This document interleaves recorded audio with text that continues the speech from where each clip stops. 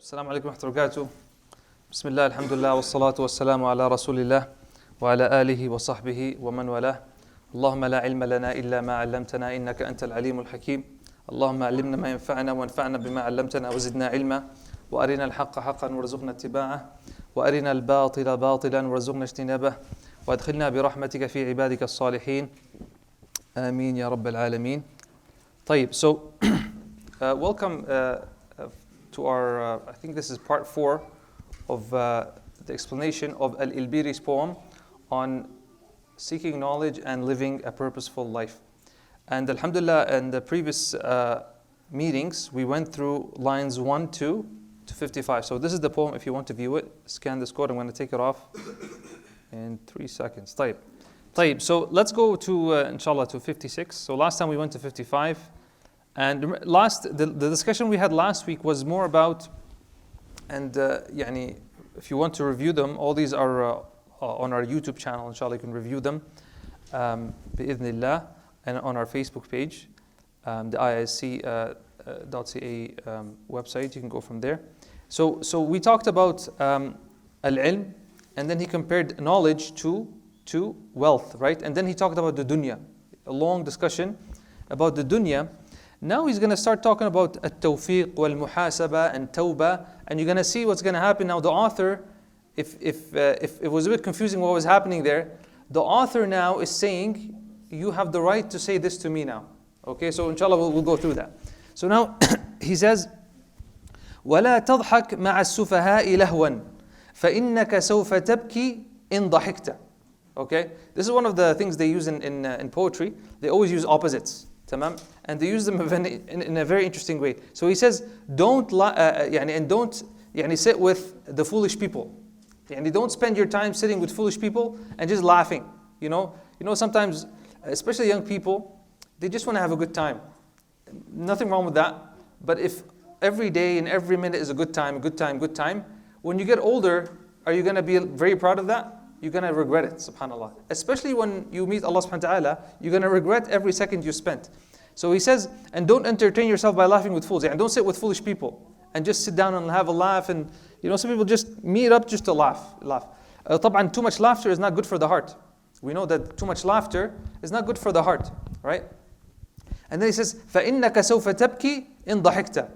He says, you will cry one day if you laugh too much today. If you spend too much time having fun and laughing and enjoying yourself and not thinking about the seriousness of this life and the hereafter, then a day will come when you will cry. You will cry about all the time that you wasted and all the time that you could have taken advantage of. And then he says, وَكَيْفَ لَكَ السُّرُورُ وَأَنْتَ رَهْنٌ.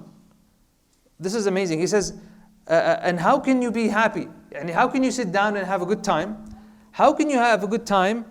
وَأَنْتَ رَهْنٌ. And you are a hostage. How are you a hostage? You don't even know, no one here can guarantee if they're going to Jannah, right? Nobody can guarantee that. Abu Bakr radiallahu anhu couldn't guarantee that, right? Radiallahu anhu. So he's saying, how can you be enjoying yourself and not be worried when you are a hostage? You don't even know if you're going to be in Jannah or in hellfire. وَلَا تَدْرِي أَتُفْدَى أَمْ غُلِلْتَ. غُلِلْتَ what? Chained. Right? Like we said in the Salah, أولئك الذين كفروا بربهم وأولئك الأغلال في أعناقهم. الأغلال the chains. So he's saying you don't even know if you are going to be a free person or you're going to be someone who's going to be chained, be in the hellfire, right? When Allah subhanahu, there's many ayat in the Quran, we don't have time to go over them, that Allah mentions that the mujrimeen on the day of judgment, they will be shackled, right? They will be shackled. So he's saying, how can you have so much, such a good time when you don't even know what your real future is going to be? And then he says, وَسَلْ مِن رَبِّكَ التَّوْفِيقَ فِيهَا. Okay, وَسَلْ وَاسْأَل. Okay, and ask your Lord for tawfiq. What is tawfiq? This is a word we hear a lot. What is tawfiq? ما هو التوفيق? Who can tell us? التوفيق.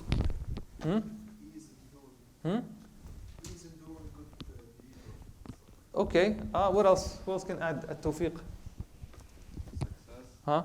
So it has these meanings. At-tawfiq is like when you have acceptance from Allah subhanahu wa ta'ala, right? And there's different definitions. Some ulama say at-tawfiq is to be able to act on your knowledge, right? At-tawfiq is to be able to act on what you know. So he's telling you know these things, you're not And so at-tawfiq, subhanAllah, someone can have ilm, right? But he doesn't act on it.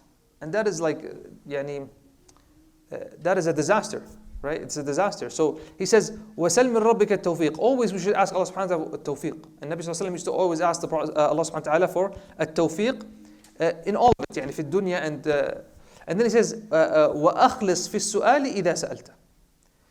If you're going to ask Allah subhanahu wa ta'ala for tawfiq, have ikhlas, have sincerity. يعني ask Allah subhanahu wa ta'ala with seriousness. Don't be just like, well, whatever. يعني be serious and ask Allah subhanahu wa ta'ala sincerely for the tawfiq, because if you don't have tawfiq, you have nothing. In this dunya and in your deen and in the akhirah, right?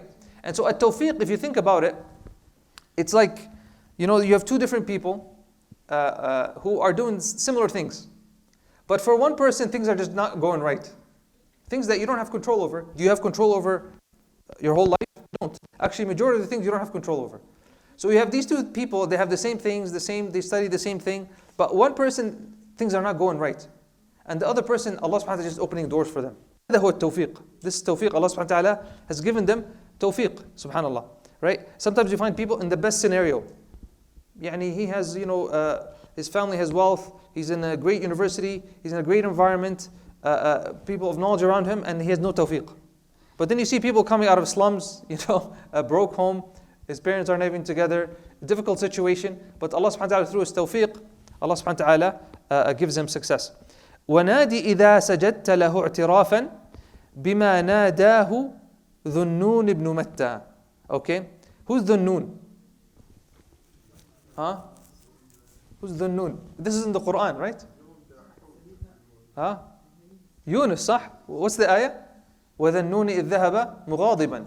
Right? فَظَنَّ أَلَّا يَقْدِرَ عَلَيْهِ. طيب, so Dhunnun is Yunus, right? Yunus is the prophet who was swallowed by the whale. And Noon, I think, is a nickname for a fish, yeah? So he's صاحب النون, يعني صاحب السمك. A type of fish, صح?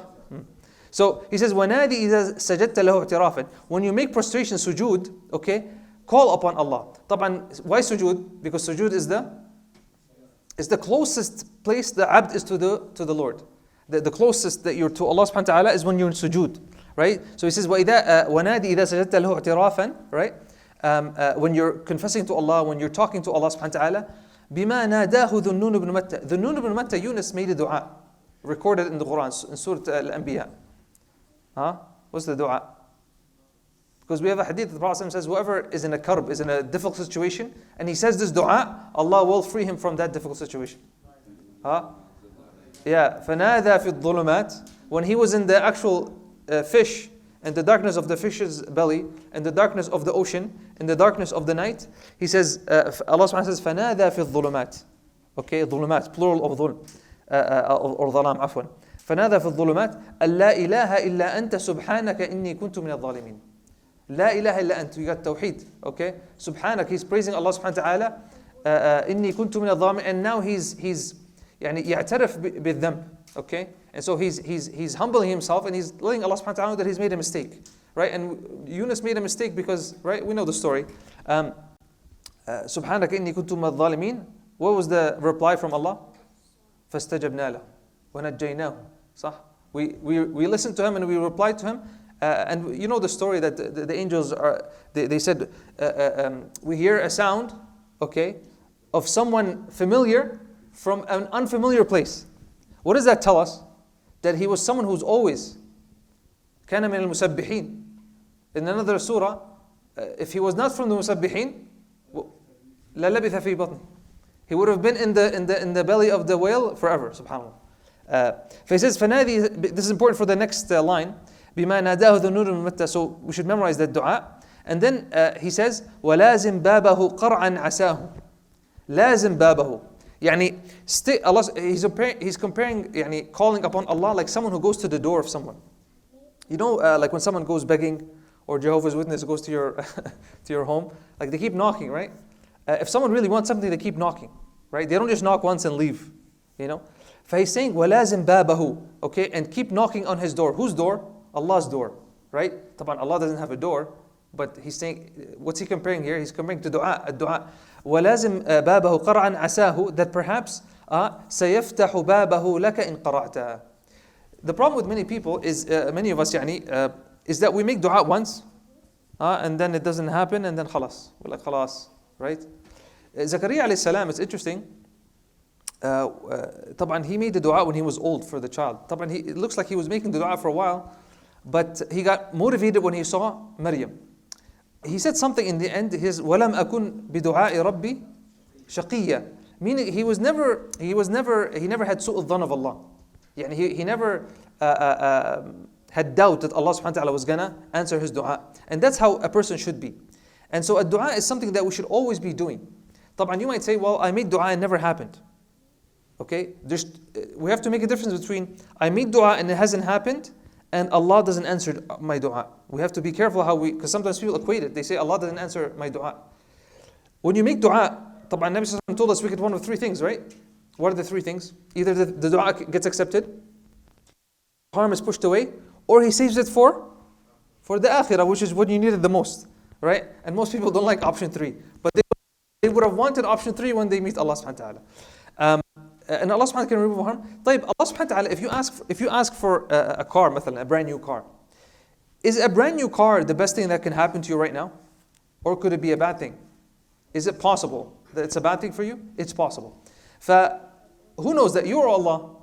Allah. And that's what tawakkul is. So when you make dua for something and it's not happening right now, be certain that it's not the best time for it to come. And that gives you tranquility and peace. And at the same time, when you make dua, you're getting rewarded for it. And you are getting closer to Allah subhanahu wa ta'ala. Tamam? And sometimes Allah subhanahu wa ta'ala gives it to you in a different way, or He pushes away a harm from you. Tamam? Because you don't know what's best for you. You think you know what's best for you, but you don't know. Can anyone here guarantee what's best for you? You can't. لا, you don't know. Okay? And then he says, وَأَكْثِرْ ذِكْرَهُ فِي الْأَرْضِ دَأْبًا لِتُذْكَرَ فِي السَّمَاءِ إِذَا ذَكَرْتَ.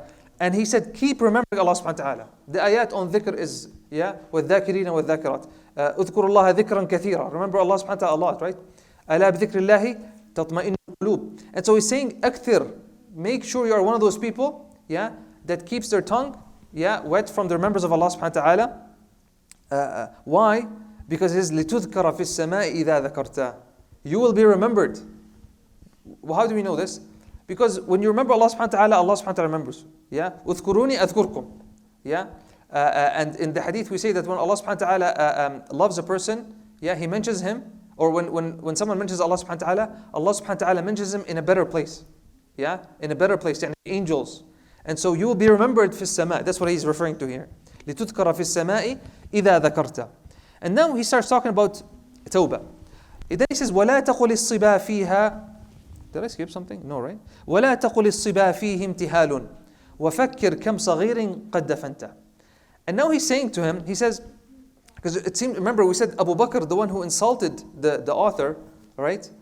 It seems like he was a young person, right? And so the author is saying to him, وَلَا تَقُلِ الصِّبَا فِيهِ امْتِهَالٌ. You know sometimes young people say, YOLO, you only live once. Oh, I'm still young, I'm still 20. I could do, my grandpa, mashallah, he's 90. So I could make tawbah, in 30 years. I could have a good time. When I'm like 50, I'll go do Hajj, erase my slate. And then this is the plan for most. This is shaitan's plan for you. طبعا, so he's saying, وَلَا تَقُلِ الصِّبَا فِيهِ امْتِهَالٌ. Don't say that because I'm young, I have time. طبعا, is it possible that you die tonight? Is it possible? It's possible. Yaqeen, that is possible. We know that. تمام? So how can you have imtihal, right? وَفَكِّرْ, and now he's saying, but think, كَمْ صَغِيرٍ قَدْ دَفَنْتَ. How many times we are salat al-janazah on a young person? I remember one time we did a janazah on just a little baby. He just came out of his mother's womb. Subhanallah. How many children died هلا في غزة? Young. Subhanallah, thousands. Did they know they were going to die at that time? You don't know. And you might say, oh, they're in Gaza, they're in a war zone. Nah, habibi. If it was written for you, you will die. How many people, subhanallah, there was an imam next to my house. I used to always go to his masjid. Subhanallah, two of his children, they passed away just after sleeping. They went to sleep. There was nothing wrong with them. He woke up the next day, they wouldn't wake up. خلاص. Allah يتوفى الأنفس حين موتها. That's how it works, subhanallah. وَفَكِّرْ كَمْ صَغِيرٍ قَدْ دَفَنْتَ. So don't think that you're young, you have time, right? وَقُلْ لِي يَا نَصِيحِي لَأَنْتَ أَوْلَى. So now, remember I told you, so now what's happening? The author, Abu Ishaq, now he's saying, you have the right to say this to me. So now he's kind of giving advice to himself. So he's saying to Abu Bakr, the one who insulted him, he's saying to him, listen, I've given you this advice, but you might also have this advice from me. So this is to lower his ego, tamam? To lower his ego. And this is good, a person should do that, right? It's like when the Prophet ﷺ, in Hunayn, he gave the war booty to all the other people except the people of Medina, right? And so they were kind of like maybe upset, right? Because they just came from battle and they were supposed to get also something from the, and so and Nabi ﷺ told them why don't you guys say anything? And so they didn't want to. It was a kind of an awkward situation, and he said to them, "You have the right to say to me, you." The people in Al-Ansar, you have the right to say to me that, when you were, persecuted in Mecca, we took you in, we gave you bay'ah, right? You have the right to say that. But طبعا they didn't say that. And so here he's saying, you have the right to say this to me. So now he's saying, وَقُلْ لِي يَا نَصِيحِي وَقُلْ لِي يَا نَصِيحُ لَأَنْتَ أَوْلَى. And say, O you who advises me, you are more in need. طبعا here in the footnote he says, the author is telling Abu Bakr how to respond to his advice and turn it against him. Tamam? And subhanAllah, advice, if you got advice from someone who's like at your level kind of, it's okay, you accept it, it's not. But when it comes from someone who might not be at your level in terms of taqwa or iman or whatever position, it hurts more and it's more humbling. فمثلا, if you are someone who comes to the masjid all the time, right? And then, somebody who comes once and he corrects you and he's right, you did something wrong and he corrects you, it hurts more maybe, صح? فهere, it's a painful thing to say, but he wrote it down. He says, وَقُلْ لِي يَا نَصِيحُ لَأَنْتَ أَوْلَى بِنُصْحِكَ لَوْ بِعَقْلِكَ قَدْ نَظَرْتَ. He says, and say, O you who advises me, you are more in need of your advice if you just look at your actions. Look at yourself. Look at yourself, O Abu Ishaq. Okay? Look what you have done. And now he starts telling him. He says, تُقَطِّعُنِي عَلَى التَّفْرِيطِ لَوْمًا وَبِالتَّفْرِيطِ دَهْرَكَ قَدْ قَطَعْتَ. Right? He's like, you're basically ripping me apart. In all the nasiha you told me, you're ripping me apart, right? For being someone who's neglectful, doesn't care about al-akhirah, doesn't care about Allah subhanahu wa ta'ala, and someone who's neglectful and sinful, while you've spent your life in neglect. You're not perfect. Yeah? You also made mistakes, right? You also have shortcomings.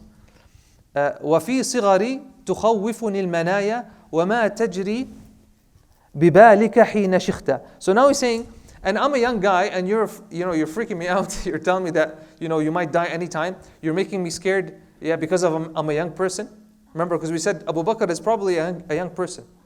And of what goes through your mind in old age. This could mean because there's a different narration here. But وَمَا تَجْرِي بِبَالِكَ حِينَ شِخْتَ, and the things that run through your head when you're old that you regret maybe. And so all the things that you messed up when you were young, now you're throwing it on me. Basically, that's what he's saying. Okay? So he's saying now you're old, and like the line of poetry, يا ليت الشباب تعود يوما فتخبرني بما فعل المشيب. I wish that the youth can come back so I can tell it what I've done in my old age. And so he's saying the same thing here. And then he keeps going. He says, وَكُنْتَ مَعَ الصِّبَا أَهْدَى سَبِيلًا فَمَا لَكَ بَعْدَ شَيْبِكَ قَدْ نَكَثْتَ. He says, and when you were young, you were a good guy. Yeah? And so he's saying to him, you could say this to me. When you were young, you were righteous and pious. But what's wrong with you now? Why have you turned upside down after being old? فقد نكثت نكثت العقد. ينقضون العهد. They break the treaty. The way of life that he was living. So he's saying you were good when you were young, and now look at you. Yeah? Look at you now. You're not as good as you were. He says, وَهَا أَنَا لَمْ أَخُضْ بَحْرَ الْخَطَايَا كَمَا قَدْ خُضْتَهُ حَتَّى غَرِقْتَ. So now he's comparing doing sins to an ocean. Yeah? So he's saying, and here I am not having jumped into the sea of sins. I've sinned, but I haven't sunk into the water of, or the ocean of sins. He says, you have jumped into the ocean of sins, and not just that, غرقت, you have plunged in it. Yeah, you have almost drowned in it, and you had plunged in it until you drowned. Yani you have done so many sins. Yes, I'm a sinful person, but take a look at yourself. Take a look at yourself. And he says, وَلَمْ أَشْرَبْ حُمَيَّ أُمِّ دَفْرٍ وَأَنْتَ شَرِبْتَهَا حَتَّى سَكِرْتَ. حُمَيَّ أُمِّ دَفْرٍ, this is, if you look at the footnote here, he says, this is a kinaya that they use for dunya. So he says, you have drank the cup of dunya. Yeah, imagine like the dunya is like a cup, and the love of dunya is like a cup of a drink, and you just kept drinking it. He says, وَأَنْتَ شَرِبْتَهَا, I didn't drink it, okay? You drank it, but you kept drinking it until sakirta, until you were drunk from it. And you drank so much, yeah, until you became intoxicated from the dunya, right? Like the ayah in Surah Al-Baqarah about Bani Israel, when Allah subhanahu wa ta'ala talks about the Baqarah, what did he say? وَأُشْرِبُوا فِي قُلُوبِهِمْ الْعِجْلَ بِكُفْرِهِمْ, صح? Allah subhanahu wa ta'ala compared like the love they had for the ijl, the shirk they were doing, as if they drank it. Yeah, as if its heart, their heart absorbed it. Yeah, he's saying the same thing here. Okay, he says, وَلَمْ أَحْلُلْ بِوَادٍ فِيهِ ظُلْمٌ وَأَنْتَ حَلَلْتَ فِيهِ وَانْهَمَلْتَ. Right, he says, and I have not sat up in a valley where there is wrongdoing. Some of them, they say here, what he's trying to say is that you are now like, putting people down, criticizing people, yeah, and possibly backbiting, right? Because he even called them by name. So he says, and I have not gone in that valley. I didn't go in that valley because this is a dangerous place to go, right? Talking about people and criticizing people, right? While you sat up there and you were neglected. Yani you went there and you did that. And then look what he says, وَلَمْ أَنْشَأْ بِعَصْرٍ فِيهِ نَفْعٌ وَأَنْتَ نَشَأْتَ فِيهِ وَمَنْ تَفَعْتَ. And he says, and you, O Abu Ishaq, okay, وَلَمْ أَنْشَأْ بِعَصْرٍ فِيهِ نَفْعٌ, you're insulting me, but I didn't really grow in a good environment. عَصْرٌ فِيهِ نَفْعٌ. I didn't grow up in a time where there was a lot of ulama, right? I mean, that's true, right? Not every age has the same amount of ulama, right? And so Nabi Sallallahu Alaihi Wasallam told us that knowledge is going to be taken away. How? How? Anybody know how? Yeah, by taking the life of the ulama. And so knowledge will be taken, okay, by the death of the ulama. Now you would say, okay, well, more ulama will be born, but if not enough ulama are being made, then the knowledge will decrease. And if you're being raised in a time where there's no ilm, and so that could be an excuse. So he says, وَلَمْ أَنْشَأْ بِعَصْرٍ فِيهِ نَفْعٌ وَأَنْتَ نَشَأْتَ فِيهِ وَمَنْ تَفَعْتَ. While you were raised and lived amongst the scholars and you had relatives who were ulama, and I don't see that you have really benefited a lot. Yeah? وَقَدْ صَاحَبْتَ أَعْلَامًا كِبَارًا وَلَمْ أَرَكَ اقْتَدَيْتَ بِمَنْ صَحِبْتَ. And you became friends with all these major authorities and scholars and ulama, but I don't see that you've taken them as role models, right? So this is all criticism that can be given to Abu Ishaq. He's saying this because he doesn't want to seem like he's a perfect person. Because these are all things, and these are all things you could throw back at me, or throw back at someone who gives nasiha. طبعا he's not saying that you should do that, but he's saying you have the right to say that. And then he says, وَنَادَكَ الْكِتَابُ فَلَمْ تُجِبْهُ وَنَبَّهَكَ الْمَشِيبُ فَمَنْ تَبَهْتَ. By kitab here he means what? Al-Quran. And so the Quran has called you. How does the Quran call us? Huh? No, but literally it calls us. It literally, nida in the Arabic language, what's nida in Arabic language? Yeah, يا أيها الذين آمنوا. How many times يا أيها الناس, يا أيها الذين آمنوا? So the Quran is actually calling you. And that's why Ibn Mas'ud, I believe he said, when you hear that, you should open your ears. Pay attention because something is coming. So, وَنَادَكَ الْكِتَابُ فَلَمْ تُجِبْهُ. But you didn't respond. Okay? وَنَبَّهَكَ الْمَشِيبُ فَمَنْ تَبَهْتَ. Al-Mashib is meaning old age. And so he's saying old age, you're an old man. Abu Ishaq is an old man, right? So he says old age has kind of alerted you that you're about to die, right? Some of the ulama, they said that old age, what did they say? I wrote it down somewhere. That old age is like the sign of death. طبعا obviously we know that. Or they say al-shaybu maradul maut. Being old is like يعني it's like the disease of old age. يعني it means that you're about to die يعني obviously يعني. So he says وَنَبَّهَكَ الْمَشِيبُ فَمَا انْتَبَهْتَ. You did not take heed. يعني there's a weak narration. It's a weak narration, but the meaning is possibly right, that if a person reaches the age of 60, okay, and he has not returned back to Allah subhanahu wa ta'ala, then khalas, yani, it's like his heart is sealed. And for 60 years, all these reminders, and you didn't care, right? And then he says, وَيَقْبُحُ بِالْفَتَى فِعْلُ التَّصَابِ وَيَقْبُحُ بِالْفَتَى فِعْلُ التَّصَابِ وَأَقْبَحُ مِنْهُ شَيْخٌ قَدْ تَفَتَّى. Look what he's saying to him. طبعا, remember, Abu Bakr, the one who this whole poem is about, is young. And the one who's giving advice, Abu Ishaq, is older. So he says, so now he's saying, you could say to me, وَيَقْبُحُ بِالْفَتَى فِعْلُ التَّصَابِ. Okay, it is repulsive and it's ugly, okay, and it's not nice when a young man behaves like a boy. When a young man starts acting like a boy, right? And we see that a lot, unfortunately, these days. But he says, but worse than that, وَأَقْبَحُ مِنْهُ شَيْخٌ قَدْ تَفَتَّى. Worse than that is an old man who's supposed to be wise and mature, acting like a teenager, right? And he's saying that to him, because you're like criticizing me and you're pointing fingers at me.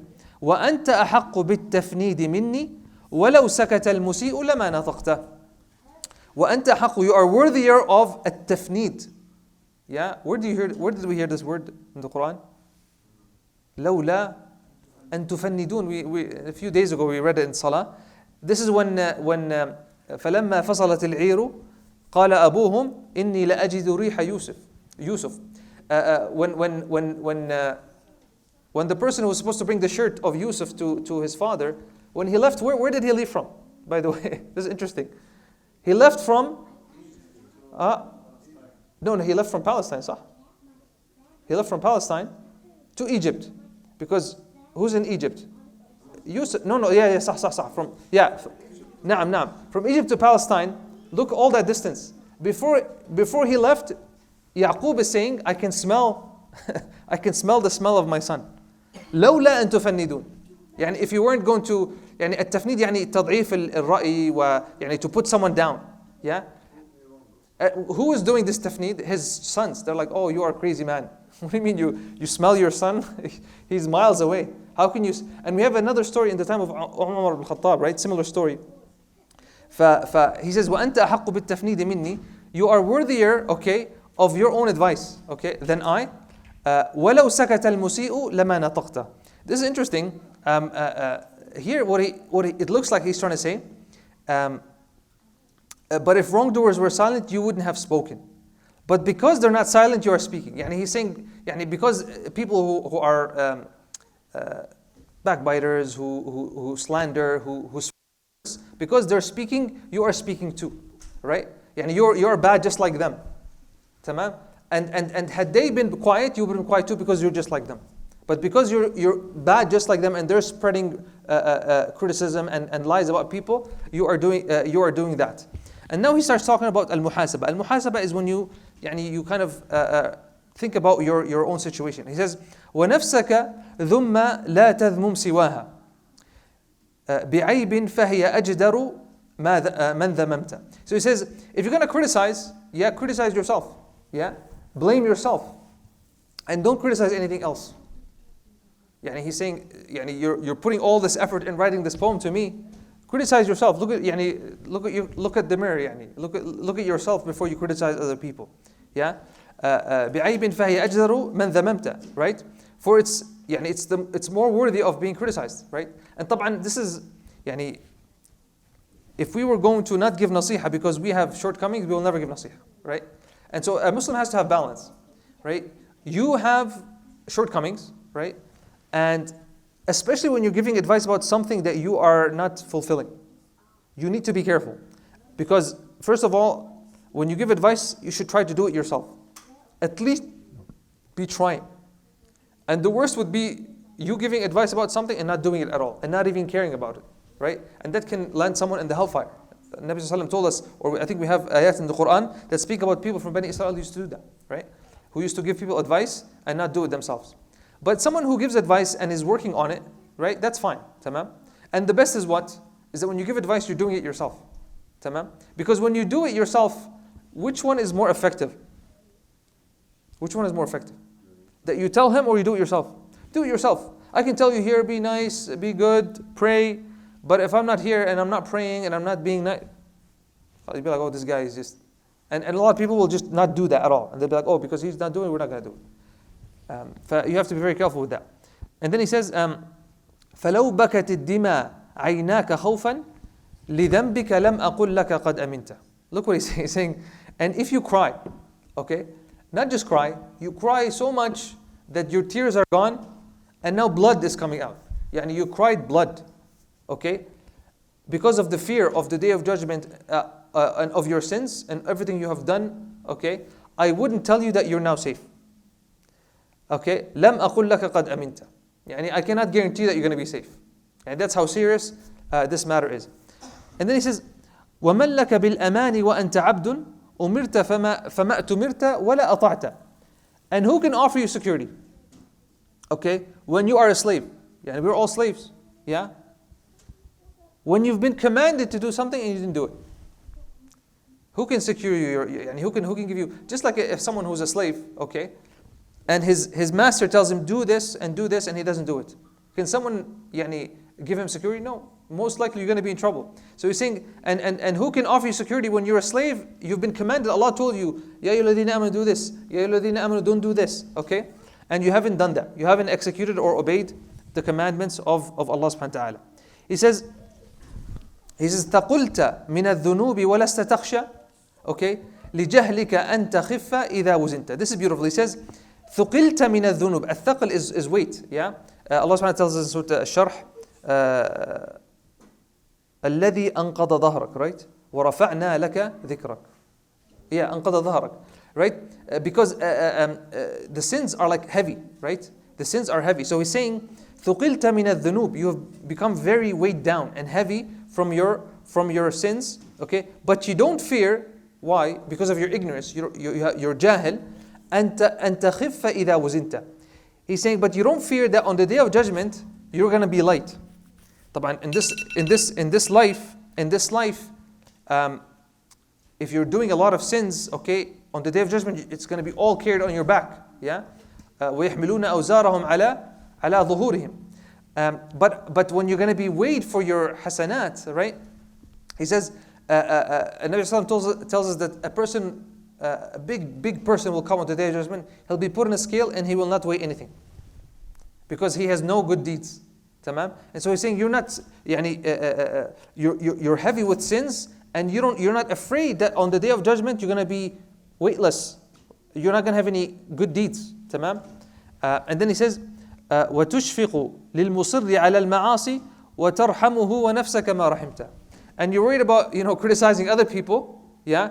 وَتُشْفِقُ, you feel sorry and you have empathy for the sinners. Yeah? But you have no mercy for yourself. Yeah, وَتَرْحَمُهَا وَنَفْسَكَ مَا رَحِمْتَ. Yeah, you're giving advice to others. Yeah, it's like someone whose house is on fire, and then the neighbor's house is on fire. So he leaves his house and turns off. Take care of yourself first. So that's what he's saying. Yeah, and then he says, رَجَعْتَ الْقَهْقَرَ وَخَبَطْتَ عَشْوًا لَعَمْرُكَ لَوْ وَصَلْتَ لَمَا رَجَعْتَ. Look what he says. He says, al-qahqara is a word in Arabic. This shows you how amazing the Arabic language is. He says, رَجَعْتَ الْقَهْقَرَ. Al-qahqara is a type of walking. But it's a type of walking where you're like, you're looking front and you're stepping backwards. Right? It's a very descriptive. He says, رَجَعْتَ الْقَهْقَرَ وَخَبَطْتَ عَشْوًا. خَبَطْتَ عَشْوًا عشوًا like a female camel, a naqa, that is a'ma, that is blind. If you've ever seen a camel that's blind, it's just hitting everything, it has no direction. So he's saying, you're going backwards and you have no idea where you're going. Okay? لَعَمْرُكَ لَوْ وَصَلْتَ لَمَا رَجَعْتَ. Okay? He's saying, on your life, لَعَمْرُكَ, we mentioned that before, had you arrived, you wouldn't have returned. Had you arrived, and this could mean two things, right? He says, if you keep going backwards like this, you will never come back. And another meaning you can understand, had you arrived to the level of righteousness, you would have never come back to sin, if that makes sense, right? If you reached, because subhanallah, our goal as a believer is to feel that sweetness of Iman. And to reach a level where, and the ulama speak about this in their books, that when a person gets so close to Allah subhanahu wa ta'ala and becomes from the awliya of Allah subhanahu wa ta'ala, he reaches a sweetness of Iman that he would never want to leave it. And so he's saying, if you reach that level, you would have never come back. But because you never reached it, رَجَعْتَ الْقَهْقَرَةِ, right? And you're going, you're going backwards. He says, وَلَوْ وَافَيْتَ رَبَّكَ دُونَ ذَنْبٍ وَنَاقَشَكَ الْحِسَابُ إِذًا هَلَكْتَ. Okay? He says, even if you appear sinless in front of your Lord, even if you go in front of Allah subhanahu wa ta'ala without sins, and He interrogates you, then you are doomed. Right? We have the hadith that says that if someone مَنْ نُقِشَ الْحِسَابِ عُذِّب, I think that's the hadith, أو كما قال صلى الله عليه وسلم, that whoever is interrogated on the day of judgment, then he will be punished. And then he says, وَلَمْ يَظْلِمْكَ فِي عَمَلٍ وَلَكِنْ عَسِيرٌ أَن تَقُومَ بِمَا حَمَلْتَ. Allah subhanahu wa ta'ala did not wrong you. He did not, here He, meaning Allah. Allah did not wrong you. Sometimes people blame Allah. Oh, Allah put me in this situation. Allah caused me this. Allah gave me bad parents. Allah always blame. He says, وَلَمْ يَظْلِمْكَ إِنَّ اللَّهَ لَا يَظْلِمُ النَّاسَ شَيْئًا وَلَكِنَّ النَّاسَ أَنفُسَهُمْ يَظْلِمُونَ. Allah doesn't wrong people. Right? Rather, it's people who wrong themselves. وَلَكِنْ عَسِيرٌ أَن تَقُومَ بِمَا حَمِلْتَ. But it's important, right? And it's tough for a person to admit that it's their fault. It's tough, right? Like to admit that you're in this situation because of your own actions. And most people will just blame, right? Make excuses. But very rarely people take responsibility. Say, because it's painful to say, oh, I'm in this situation because of myself, because of my own doings, right? أن تقوم بما حملت, because remember we said you're carrying your own sins.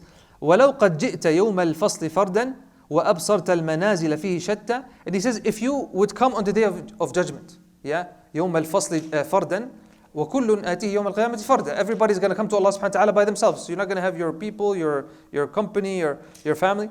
وأبصرت منازل فيه شتى. And you see all the stations. Is everybody in Jannah going to be in the same place? No. And طبعا even the people of the hellfire are not in the same level, right? المنافقين في الدرك الأسفل. The hypocrites are in the lowest level.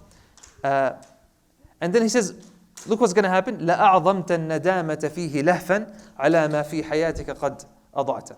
He says, if you come on the day of judgment, or when you come to the day of judgment, and you see the different levels, and you're like in the lowest, okay, لَأَعْظَمْتَ النَّدَامَةَ.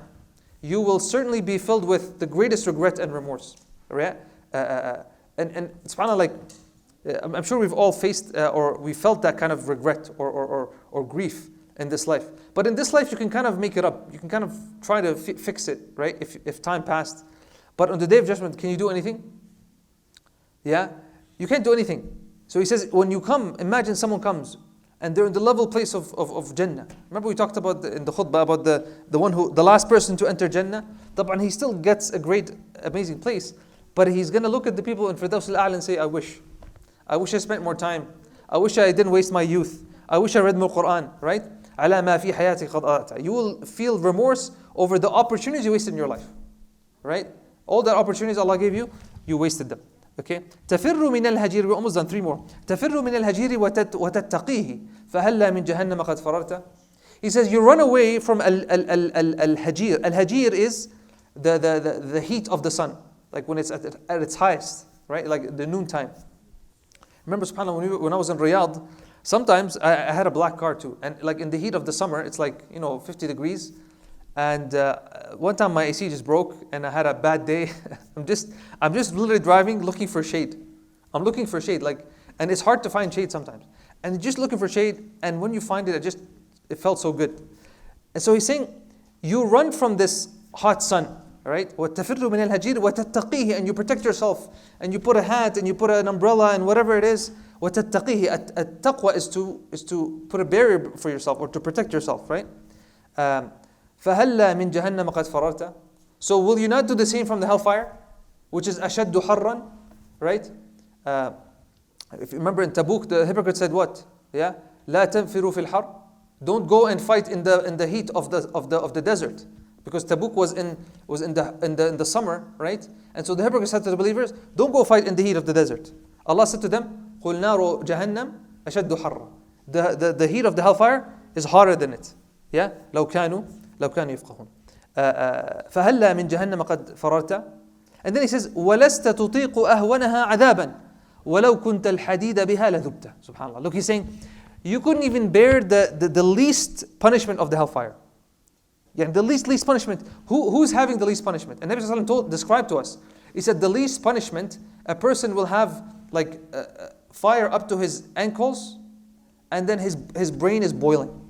SubhanAllah. He says, you couldn't even take the least, and Nabi Sallallahu Alaihi Wasallam said that person will think he's in the worst punishment, and he has the highest. SubhanAllah. And he's in the lowest punishment, right? He says, وَلَسْتَ تُطِيقُ أَهْوَنَهَا عَذَابًا وَلَوْ كُنْتَ الْحَدِيدَ بِهَا لَذُبْتَ. And if you were iron in the hellfire, you would have melted, subhanAllah. And how strong is iron?